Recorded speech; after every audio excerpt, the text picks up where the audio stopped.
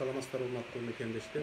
Бүгүнкү таң суук, бирок бир жакшы эмес кабар менен башталды. Бүт социалдык барактарда тоңдо 13 жашар кызды зордуктаган зордукчул зөөкүрдү судья Сабыр Содонбеков таптакыр актап салды да.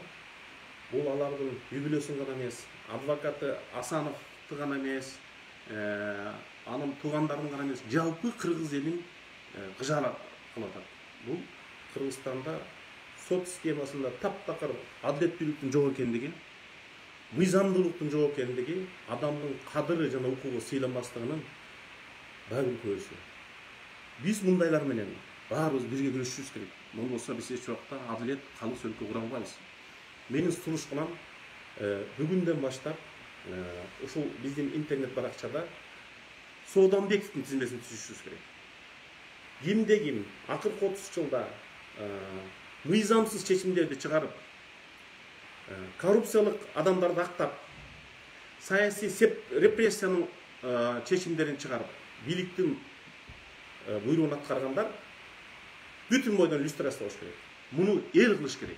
Эл кылып, биз муну бийликтен, парламенттен, президенттен талап кылышыбыз керек. Болбосо кыргыздын чырактай 13 жашар кызынын бүт өмүрүнө бүлүк салып атат. Анан ошого 20 жыл жаза сурап атса, прокурор аны таптакыр актап атат. Мындай соттор, сот системасында иштөөгө такыр акысы жок. Кыргыздын салтында мындай зөөкүрлөр жазасын алган же элден чыгып кеткен. Мындай соттор элдин жүзүн карап жүрө алган эмес. Совет заманында дагы соттор адилет иштеген. Мына эгемен өлкө курдук дейбиз. Бирок эгемен сот системасы эгемен элдин укугун коргоонун ордуна кордоп жатат. Биз ошолорго аябасыз күрөштү, бүт граждандык коом, бүт пикирлештер, бүт адвокаттар биргелешип кылышыбыз керек.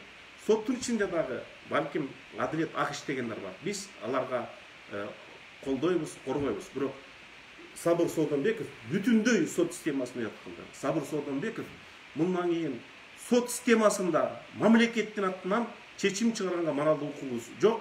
Жана жакында мен соттор кеңешине кайрылам, аны соттук милдеттен бошотуп гана тим болбостон ал жазасын алыш керек. Биз ошентип гана укуктук, адам укугун сыйлаган өлкөлөрдү курабыз. Кичинекей 13 жашар кызыбызга, карындашыбызга, анын үй-бүлөсүнө сабырдуулук тилейбиз. Эл бар, журт бар, мыйзам бар. Биз аны далилдейбиз. Болду го дейм, Гүля. Гүля. Бияк бүттү го дейм.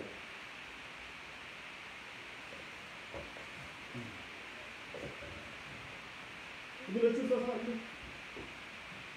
Kalk burada. Ya.